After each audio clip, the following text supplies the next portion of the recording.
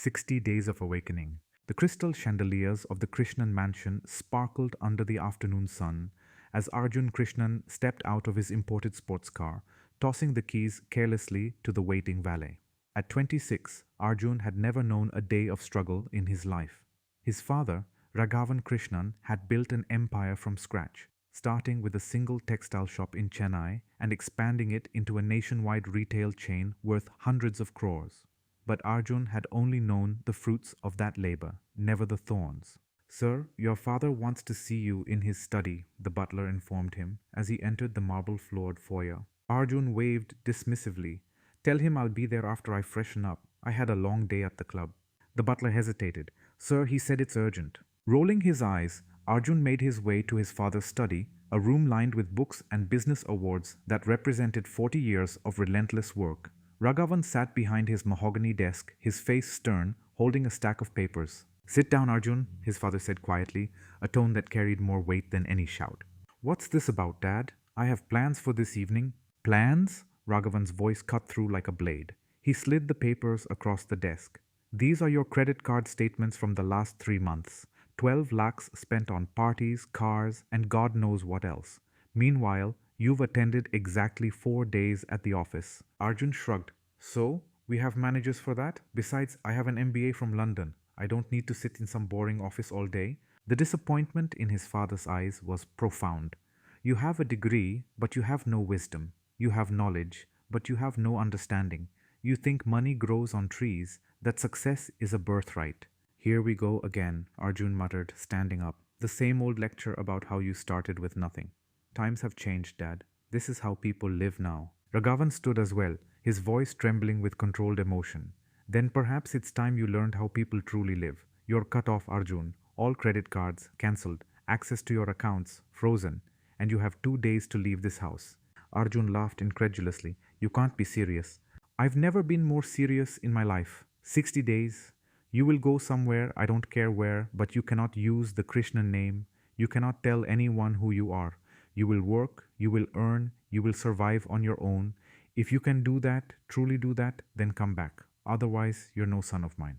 Fine, Arjun shouted, his face flushed with anger. I don't need your money or your lectures. I'll show you I can manage just fine. He stormed out of the study, grabbed a bag, threw in some clothes, and left the mansion that same evening, fury burning in his chest without taking the 2 days his father had offered him. His father thought he couldn't survive. He'd prove him wrong. 2 days later, Arjun found himself in a predicament he'd never imagined. After spending his limited cash on a hotel for one night, he realized he needed to get out of Chennai, away from anyone who might recognize him.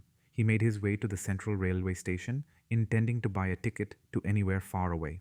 But as he stood in the massive queue, impatience got the better of him. Seeing a train about to depart, he simply jumped on, thinking he'd buy a ticket from the conductor. After all, he'd seen people do it in movies. An hour into the journey, reality struck hard. Ticket, please, said a stern-faced ticket checker in a khaki uniform, making his way through the compartment. Arjun's heart sank. I was planning to buy it from you. That's not how it works. You should have bought it at the station. Where are you traveling to? I'm not sure yet. The ticket checker's eyes narrowed. You're traveling without a destination and without a ticket? Come with me. Despite Arjun's protests and attempts to explain, the ticket checker was unmoved. When the train stopped at a small station called Kalyanapuram, a village in Tamil Nadu, Arjun was escorted off and handed over to the railway police inspector on duty. Inspector Muthu was a middle-aged man with kind eyes that had seen too much of life's struggles. He looked at the well-dressed young man before him, branded clothes, but completely lost. What's your name, son? Inspector Muthu asked. Arjun, just Arjun, he replied, remembering his father's condition. Where are you from? Chennai. And where were you going? Nowhere specific. I needed to get away. Inspector Muthu studied him for a long moment. Something about this boy's demeanor, the confusion, the naivety, told him this wasn't a hardened criminal. This was someone who'd made a foolish mistake, probably his first real mistake in a sheltered life. Listen, Arjun, what you did was wrong. You can't board a train without a ticket. But I can see you're not a bad person, just inexperienced. I'm going to let you go with a warning this time. But don't let me catch you doing something like this again. Understand? Arjun nodded, relief washing over him. Thank you, sir. I really didn't know. That's the problem with people like you, the inspector said, not unkindly. You don't know because you've never had to know. Life has a way of teaching those lessons, though. Now go. As Arjun stepped out of the small railway station into the unfamiliar village, panic began to set in. He had maybe 1,000 rupees left in his pocket, no phone, his smartphone had died, and he had no charger. He didn't know anyone here. For the first time in his life, he was truly alone. He wandered the main street of Kalyanapuram, a modest village with small shops lining both sides. The aroma of fresh jasmine and street food filled the air. People stared at his expensive clothes, marking him as an outsider. Excuse me, he approached a middle aged man opening up a small grocery store. Are there any hotels here? The man looked him up and down. Hotels? We have one lodge down the road, but it's 200 rupees a night. With only 1,000 rupees, that wouldn't last long. Arjun's mind raced. Actually, I'm looking for work. Do you know if anyone's hiring? The shopkeeper, whose name was Kumar, raised an eyebrow. Work? You? What kind of work can you do? I have an MBA from London, Arjun said proudly.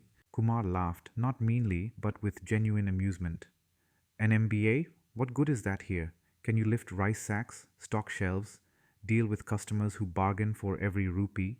Arjun's face fell. I can learn. Something in the young man's voice, a desperation mixed with humility, touched Kumar. His brother, Inspector Muthu, had called him that morning, asking him to keep an eye out for a lost young man who might need help. You're the one my brother sent off the train, aren't you? Arjun nodded slowly. Kumar sighed. Fine. I need help in the store. The pay is 3,000 rupees a month, plus food and a place to sleep in the back room. You'll work from 6 in the morning until 9 at night. Think you can handle that? 3,000 rupees a month? That was less than what Arjun used to spend on a single dinner, but what choice did he have? Yes, sir, thank you. Call me Kumar Anna, and don't thank me yet. Let's see if you last even a week. The first week was the hardest of Arjun's life. His back ached from lifting sacks of rice and flour. His feet hurt from standing all day. His hands, which had never done any manual work, developed blisters and calluses. Customers would snap at him for being too slow or making mistakes with their change. But something unexpected began to happen. As few days passed, Arjun started noticing things he'd never paid attention to before. He saw how carefully people counted their money before making a purchase. A mother would debate for 10 minutes over spending 5 extra rupees on a better quality rice. A laborer would save his money all week just to buy his daughter a small chocolate. Every rupee mattered to these people. Every single rupee was earned through sweat and toil. One afternoon, during a rare break, Arjun sat outside the store, exhausted. Next door was a small barber shop, and an elderly man was sweeping the entrance. Rough day? The old man called out with a smile. Every day is rough, Arjun admitted. Come, sit in the shade. You look like you could use some conversation. The barber introduced himself as Subramaniam, though everyone called him Subu. He was in his late 60s, with silver hair and eyes that sparkled with life despite his age. You're new to this kind of work, Subu observed, not as a question but a statement. Is it that obvious? Young man, I was in the Indian Army for 30 years. I can read people. You've got educated hands that have never seen labor and expensive manners that don't match your current situation. You're either running from something or learning something, maybe both. Arjun found himself opening up to this stranger. There was something about Subu's presence that felt safe, paternal even. Over the next few weeks, whenever Arjun had a break, he would sit with Subu, watching him work. Subu was a master at his craft. Each haircut was performed with precision and care, whether his customer was the village chief or the poorest daily wage worker. He treated everyone with the same respect, the same attention. Subu, sir, Arjun asked one day, you were in the army. You could have done anything after retirement. Why become a barber in a small village?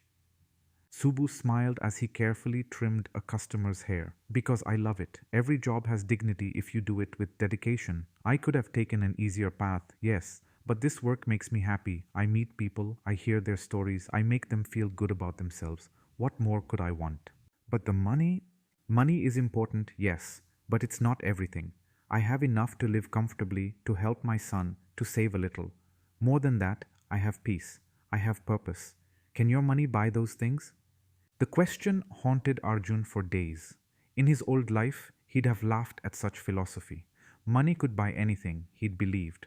But now, with barely 3,000 rupees a month, he was beginning to understand something profound. He started noticing how Subu took pride in every haircut, how Kumar Anna, despite running a modest store, found satisfaction in serving his community. These people had so little compared to his father's wealth, yet they seemed content, happy even. 6 weeks into his 60-day exile, Arjun met Subu's son, Prakash.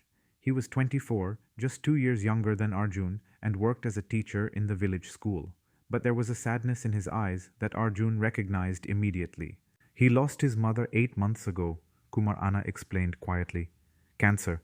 They didn't have money for the treatment they needed. By the time they realized how serious it was too late. The words hit Arjun like a physical blow. These people, good, honest people, had lost someone they loved because they couldn't afford proper medical care. Meanwhile, he'd been spending lakhs on parties and cars. Prakash and Arjun gradually became friends.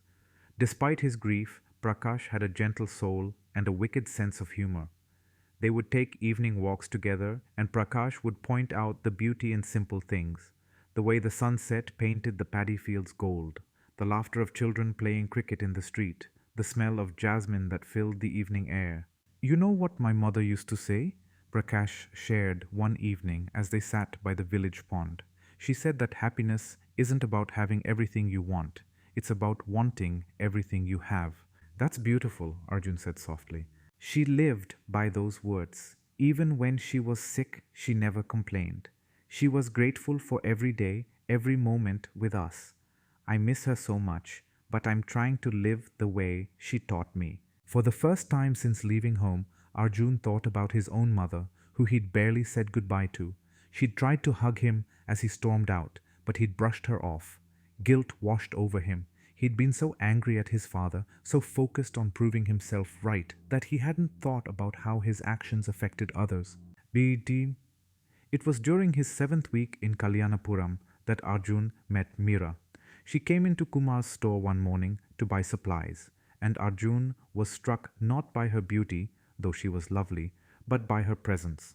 She carried herself with quiet confidence, treating him with the same courtesy she showed Kumar Anna. You're new here, she observed as Arjun packed her groceries. Yes, I've been here about 7 weeks now. And how are you finding our village? It's teaching me things I never knew I needed to learn. She smiled at that. That's a wise answer. Most outsiders either romanticize village life or look down on it.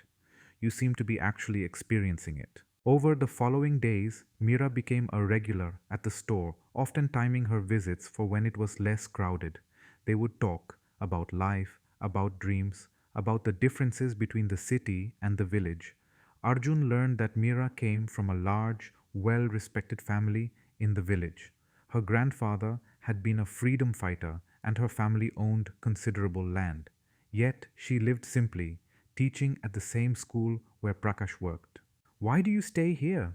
Arjun asked her one evening as they walked through the village market together. With your family's resources, you could live anywhere, do anything. I could, she agreed. But why would I? This is my home. These are my people. In the city, I'd just be another person. Here, I matter. My work matters. The children I teach will grow up to shape this village. That means something to me. Don't you want more, though? More excitement, more opportunities? Meera stopped and looked at him seriously. Arjun, I think you're confusing excitement with meaning. Yes, the city has more entertainment, more conveniences, but does it have more meaning, more connection? I have my family here. I have my students who run up to hug me every morning. I have neighbors who would do anything for me, and I for them. That's not something you can buy with money or find in excitement. Her words struck deep. Arjun thought about his life in Chennai, the parties, the clubs, the expensive dinners. He'd been surrounded by people, but had any of them truly cared about him? Or had they just enjoyed his money, his connections, his family name? Here in Kalyanapuram, people knew him just as Arjun, a clumsy store worker who was trying his best. Kumar Anna scolded him when he made mistakes, but also taught him patiently. Subbu shared wisdom over evening chai. Prakash had opened up about his deepest grief. And Meera saw him, truly saw him, not for who his father was or what he had, but for who he was becoming. As their friendship deepened into something more, Arjun felt himself changing in ways he couldn't have imagined. He began to take pride in his work at the store, finding satisfaction in organizing shelves properly, in giving customers exact change, in remembering their preferences. He started saving his meager salary, understanding for the first time the discipline it required to make 3,000 rupees last a month. One night, as he counted his savings, barely 9,000 rupees after almost 2 months of work, he realized something profound. This 9,000 rupees meant more to him than the lakhs he'd spent mindlessly before.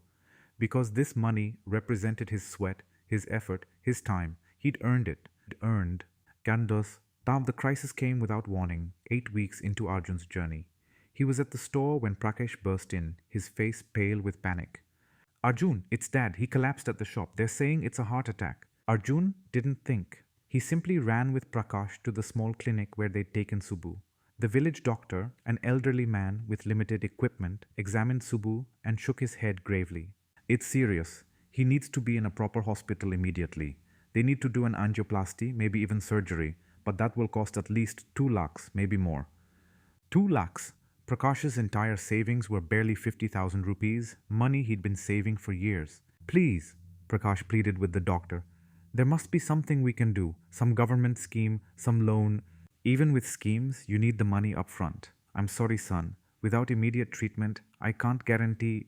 The doctor didn't finish the sentence. He didn't need to. Arjun watched his friend crumble. This young man who'd already lost his mother and now faced losing his father too. All because of money.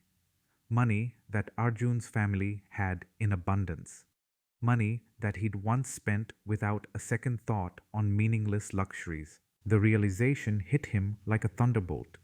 His father had wanted him to learn the value of money, to understand sacrifice and struggle, but he'd also taught him something else, something Arjun was only now understanding.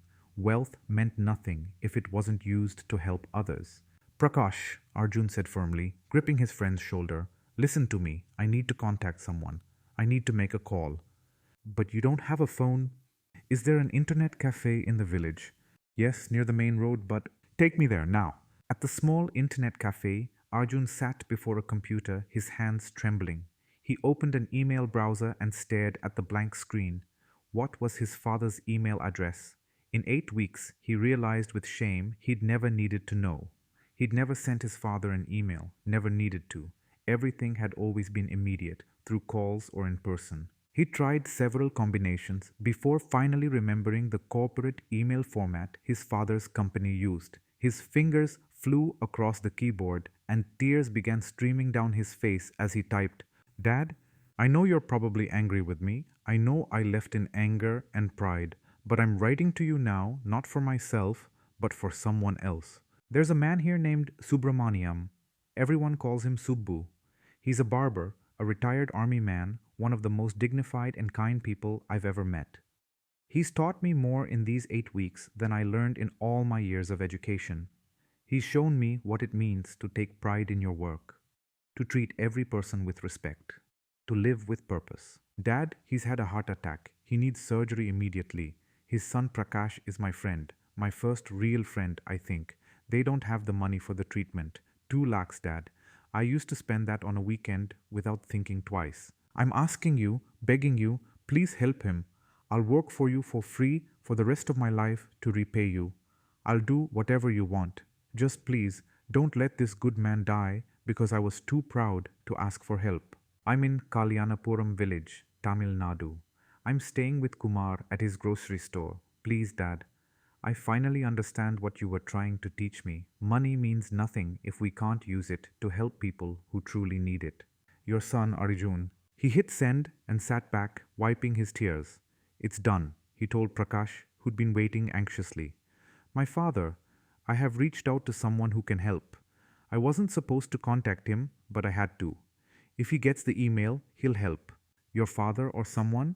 Prakash looked confused. I thought you said you were alone, that you'd run away. It's complicated.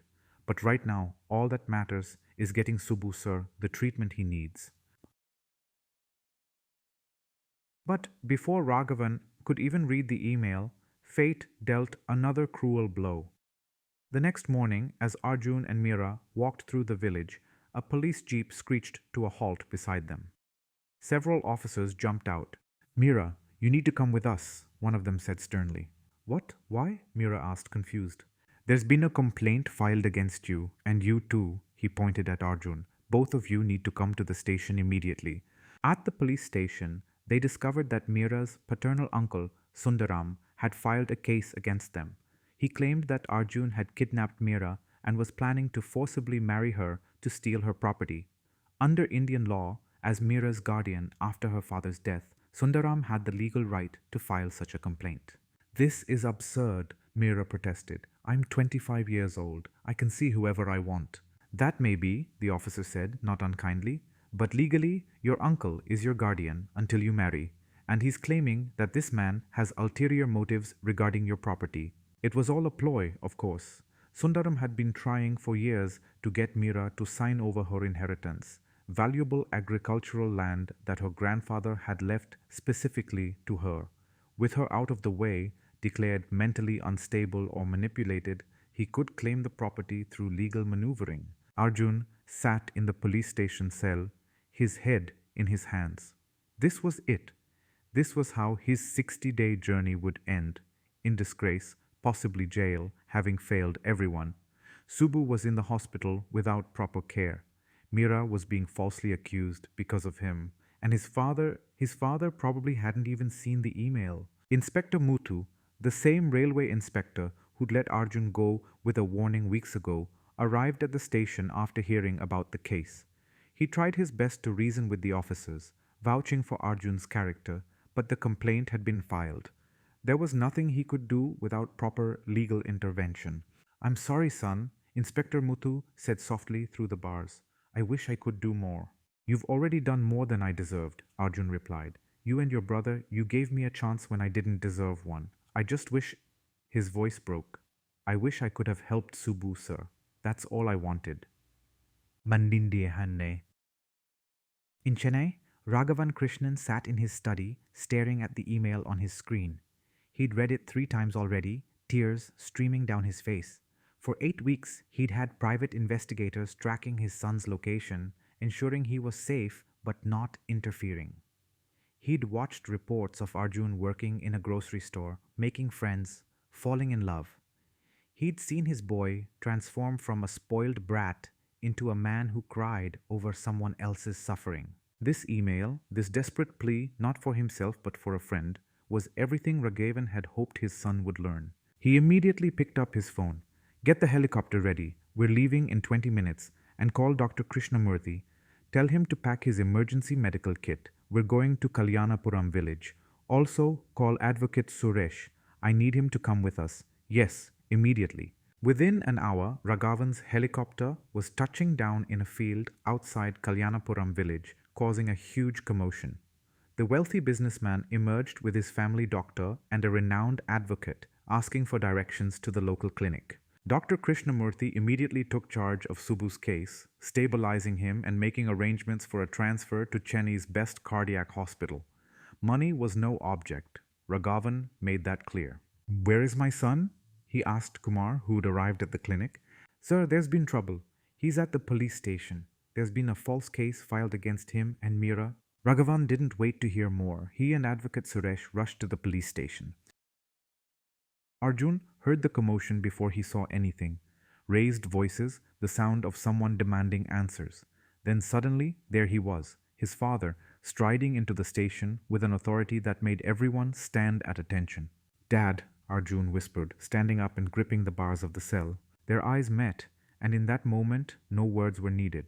Raghavan saw his son, thinner, with calloused hands and honest eyes, nothing like the arrogant boy who'd left 8 weeks ago. And Arjun saw his father, not as an obstacle or an authority figure, but as the man who'd built everything from nothing, who'd raised him, who'd loved him enough to teach him the hardest lesson of all. Get my son out of this cell, Raghavan commanded. Now! Advocate Suresh immediately went to work, trying to understand the problem. The police struggled to answer his pointed questions. Within hours, the case was dismissed, and both Arjun and Meera were released with full legal protection orders against any further harassment from Sundaram. As they stepped out of the police station, Arjun threw his arms around his father, something he hadn't done since he was a child. I'm sorry, Dad, he sobbed. I'm so sorry for everything. I was so foolish, so blind. Shh, Raghavan held his son tight. You're not that person anymore. I can see that. But tell me, are you all right? Did they hurt you? I'm fine, but Subbu sir is being taken care of. Dr. Krishnamurthy has already started the necessary procedures. He'll be on his way to Chennai within the hour for surgery. The best cardiac surgeons will handle his case. Arjun pulled back, looking at his father with wonder. You came. Even after everything, you came. Of course I came. I've been waiting for this, Arjun. Waiting for the day you'd understand that wealth isn't about what you have, but about what you can do for others. That lesson, he gestured to the village around them. You couldn't have learned it from me. You had to live it. Later that evening, as Subbu was being prepared for transport to Chennai, with Prakash accompanying him, Arjun stood watching his father coordinate everything. The medical transport, the hospital arrangements, ensuring Prakash would have accommodation in Chennai, setting up a fund for the family's expenses. His father moved with such efficiency, such care, making sure every detail was handled. This was who his father really was, Arjun realized. Not just a wealthy businessman, but someone who used his resources to make a real difference. And he'd built all of this, every rupee, through the same kind of dedication Arjun had witnessed in Subbu's barbershop, in Kumar's grocery store, in the way Meera taught her students. Dad, Arjun said that night as they sat together in Kumar's modest home, I want to come back home, but not to be who I was before. I want to learn the business from the ground up. I want to work in every department, understand every role, just like you did when you started. Raghavan smiled, pride evident in his eyes. That's my boy. That's the son I raised. And Dad, I want to marry Meera. She's taught me what it means to live with purpose. She's shown me that happiness comes from meaning, not from money. I'd like to meet this young woman who helped transform my son. And Prakash, Subbu sir's son, he's my best friend. I want to help him open a restaurant here in the village. It's his dream and he's passionate about cooking. I want to invest in it, support him. Then we'll make it happen. That's what money is for, Arjun. To create opportunities to help dreams become reality. 3 months later, Arjun stood at the entrance of a brand new restaurant in Kalyanapuram village. The sign read, Subbu's Kitchen, in both Tamil and English. Prakash was inside, overseeing the kitchen, his face beaming with joy. Subbu, recovered from his surgery, sat at a table, still the village barber, but now the proud father of a restaurant owner. Arjun had returned to Chennai and immediately immersed himself in the family business.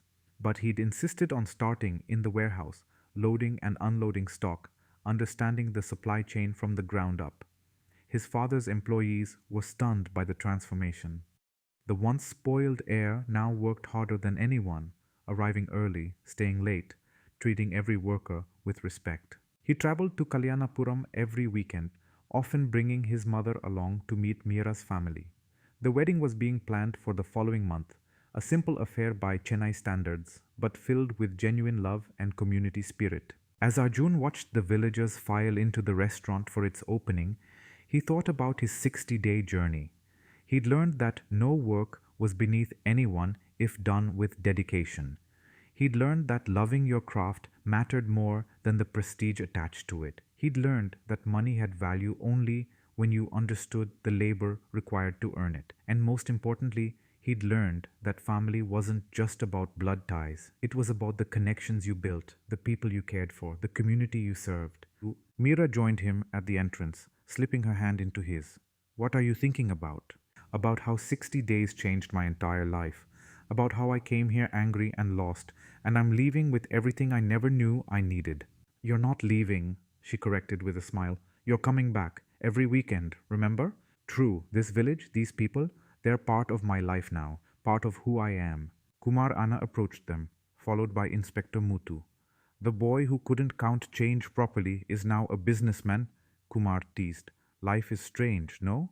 Life is a teacher, Arjun replied, if we're willing to be students. That night, as they all gathered for dinner at the restaurant, Raghavan stood up to make a toast.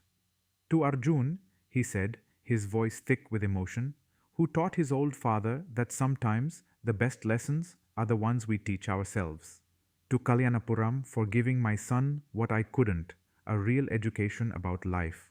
And to all of you for showing him that wealth is not in what we have, but in who we are and how we treat others. Arjun looked around the table, at his father, his mother who'd forgiven his harsh departure, at Meera who'd shown him what love really meant, at Prakash who taught him about friendship through grief, at Subbu who demonstrated dignity in simplicity, at Kumar and Inspector Muthu who'd given him chances he didn't deserve. These people, this village, had saved him. As the evening wore on, filled with laughter and stories, Arjun stepped outside for a moment of quiet.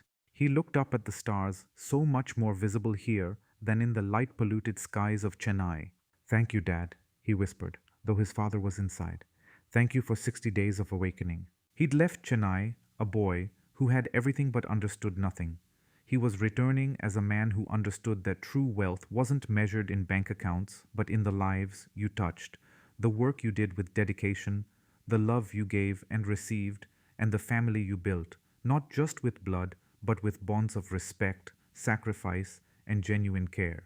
The journey had been hard, it had been humbling, but it had been necessary. And as Arjun walked back inside to join the celebration, he carried with him the most valuable lesson of all, that sometimes you have to lose everything to find what truly matters. Mike make the end.